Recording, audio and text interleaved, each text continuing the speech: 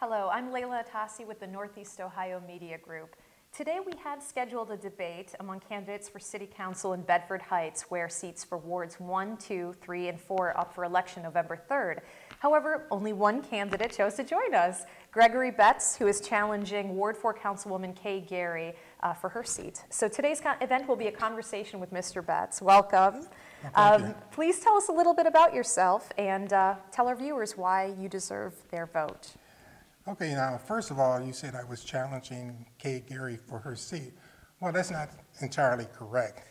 She was appointed to that position because of an unexpired term. I see. So she's not an incumbent. Okay. That seat will be vacant, or is vacant. I understand. All right, thanks for clarifying. Okay. As you said before, my name is Gregory Betts, and of course I'm from Bedford Heights, and I'm running for Ward 4. You know a little bit about myself. I was born and raised in Cleveland, but I spent most of my adult life in Bedford Heights. I attended John Hay High School, and I'm known as one of the John Hay bookkeepers. And I also attended Western Reserve before it merged with Case. So when I mention that, people, where is that? Okay, I was employed at Chrysler Corporation for 31 years, where I was in purchasing as a salaried UAW employee, which is unusual. And I represented the salary employees there for 21 years. I negotiated all the local contracts for them, and of course for myself. I was in the Army for 6.5 years. I spent 3 of those years in Cleveland on recruiting duty, which of course ended my military career because I was learning to be a civilian. And that's pretty much led me to my career in Bedford Heights. I'm on the City Planning Commission, which I've been on that for 10 years. I'm president of the Bedford Heights Senior 60 Plus Club. We have over 250 members, and I'm just completing my second 3-year term for that position. I'm also treasurer of AARP, Local 4941, and I'm treasurer of the Bedford Heights Historical Society. I'm running because I feel that the people need to get to know their candidates. While canvassing the neighborhoods, I found that people did not only know their ward, but they didn't know their council people. And I feel that council people have to get out and get involved in the community, and that's what I do. I bowl with the seniors. I'm former president of our homeowners association, and I attend all the council meetings. So I'm more than qualified to serve in that position. I know how council works, and I will be able to blend in from day one. So thank you. Please, if you would, tell us what do you see are the greatest challenges your city faces today, and how would you suggest the city approach them? Well, as communities get older, I think we have to concentrate more on our infrastructure. We have older homes that need to be repaired, sidewalks, also streets. The city parks need to be better supervised. Excuse me.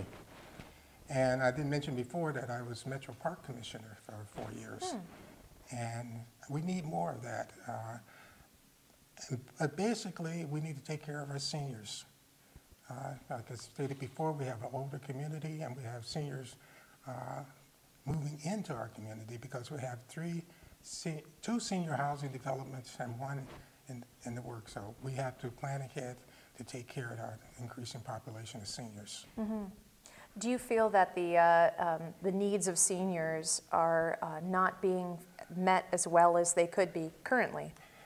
They're being met, but as I stated before, that we're on the increase. I mean, they're not, I don't know how to put this delicately, dying fast. You know, we're getting more in than leaving, let's put it that way. Yeah. So we have to plan ahead for that increase in population. Okay. All right. Let's talk a little bit about economic development, if you would. This past summer, a tech company called Innovative Devices moved its headquarters to Bedford Heights from Chesterland, upgrading its space with the expectation that the company would grow. How can Bedford Heights build upon that, and how can the city continue to spur economic development, in your opinion? Well, Bedford Heights is very limited as far as space for new businesses moving in. I mean, this is basically single housing and apartments. So we're running out of room for new development. Now, as far as large companies coming in, we've had difficulty in luring the larger companies.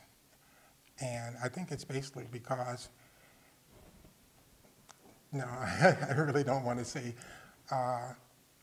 because it's a minority city, and I think most companies want to move where their current employees live or close by. That's only my personal opinion. I can't speak for the city on that.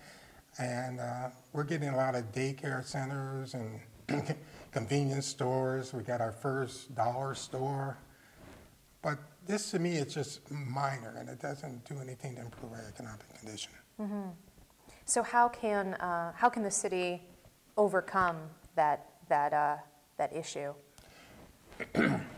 Excuse me, get some water here. No problem.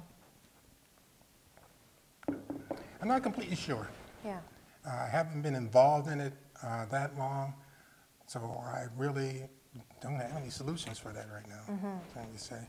What would you change about the way your city currently is managed and governed?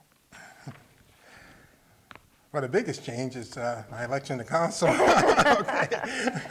I think that's a big step forward. Any thoughts you have on how the administration is doing its job? Well, I can't speak for the entire administration. I think the mayor is doing the best he can, given the circumstances. So I'm not really campaigning for the mayor. I know he has opposition coming up in November. But overall, I think I can work well with the current mayor, yes. What are some of the concerns that you hear when you go door to door or when you're canvassing the neighborhood? What are the highest priorities for your potential constituents? Well, primarily it's the seniors. And the current homeowners. They're the most likely voters, and they're shy about voicing their concerns. That's why I hear most of them at our meetings in our 60+ Club and the Bowling League and AARP. They complain about the services, the decline in services, which aren't really that much, but it's just enough to annoy a few, I would say. Yeah. As our economic condition improve, then we'll be greater able to serve the seniors. Are they declining services overall, or services that particularly are geared toward the senior population? Well, if you ask any senior, they'll tell you it's geared toward them. Yeah. But overall, I would say no. We currently have all the services that we had before. So I say a lot of them are geared towards senior services, yes. What are some of the programs that have been cut over the years or that are not as strong as they The could senior be? van service, that's the biggest complaint. Before, the seniors got transported to their own doctors. Now they set like a 3 or 4 mile radius that they have to go to. They used to be transported to their bowling league. Now they're not anymore. They used to be transported to other functions that were given that were not necessarily city functions, but because they were seniors in Bedford Heights, they got free transportation. They limited their shopping.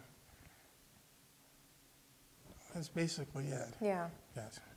And you also mentioned among the issues on your platform that are of high priority to you, supporting safety services. Could you talk a little bit about that? What sort of support do they need these days? Well, speaking of safety forces, you mean police, fire, Yes. and stuff like that. I think we have one of the best police departments around, and also our fire services are great. I know both chiefs, and I think they've done a fantastic job interacting with the community. We don't have the problems that other cities are facing with the police, and hopefully we never will.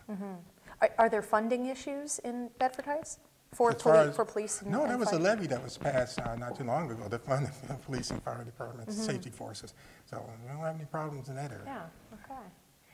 Let's switch gears a little bit. The merits of regionalism that's a perennial debate here in Northeast Ohio, and now we see the city of East Cleveland pursuing a merger with Cleveland. Where do you stand on regionalism, and would you consider merging with another city to share resources and. Well, to share resources, but not necessarily, merging the city. I know the dispatch system is being merged with different communities. I don't know how many now. I think it's 3 communities that we have that's located right in Bedford Heights.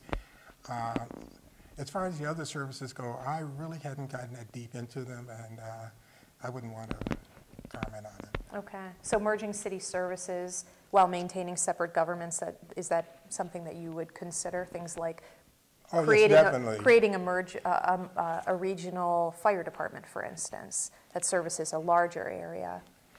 I don't want to get into hot water over that one. Not at all. Okay. Kind of along those lines, though, I wanted to bring this up. Bedford Heights, I know, closed its jail this past summer, and that left several communities without a place to house their prisoners. Were you in support of that measure? Closing the jail? No, I was not. But the jail is not entirely closed right now. In fact, it's supposed to reopen on a regional basis to take care of prisoners from other communities. So it's not gone away completely. It'll be up and running soon. Okay. And so you believe that that should be fully functional as a regional jail? Yes, definitely. That's the only way. Not just to house Bedford Heights prisoners, but... No, we could not afford that. That's the reason the jail shut down in the first place. It has to be on a regional basis, and I think other cities, other communities will find that it's to their advantage to send their prisoners to Bedford Heights. In what other ways do you believe the city should save money? What are some of the ways that some of the fat that could be trimmed from the budget? I don't really want to get into that. Oh, come on. No. This is your chance. You're making me sound like I'm running for mayor, and I'm not. Well, the council holds the purse strings, so this will be upon you to pass the budget. I understand that, but you mean to save money or to generate more money? You mean to save more money? Sure. So imagine that you're getting the proposed budget for the city, and where do you see that there's waste, perhaps, in the budget? Not at this time, no. I really wouldn't want to comment on that. Okay. It's your prerogative. So on another issue, the state has cut local government funds in half in recent years, and municipalities have really struggled to survive those cuts. How has your city coped, and what other ideas do you have to help the city along in coping with those deep cuts on the state level? As far as generating new revenue in the city, my proposal would be, and it wouldn't be a very popular one, we currently give a 100% tax credit for people working outside of the city. And I know most communities do not do that. And most of people in Bedford Heights work outside of the city. My proposal would be to cut that 100% down to about 75%. Really? Yes, and that would generate more funds. So like I said, I would not put that out there prior to the election because no one wants new taxes. But majority of people that are employed work outside of the city. So that's a big drain on our resources, yes. So reducing the tax credit. Reducing the tax credit would generate a lot of funds for the city, yes. Do you have an idea of how much that would bring in? No. Okay. Any thoughts on, do you worry that about the potential that taxes would have to be raised in Bedford Heights? No, and I refer back to the previous question. They want to generate new revenue by lowering the tax credit.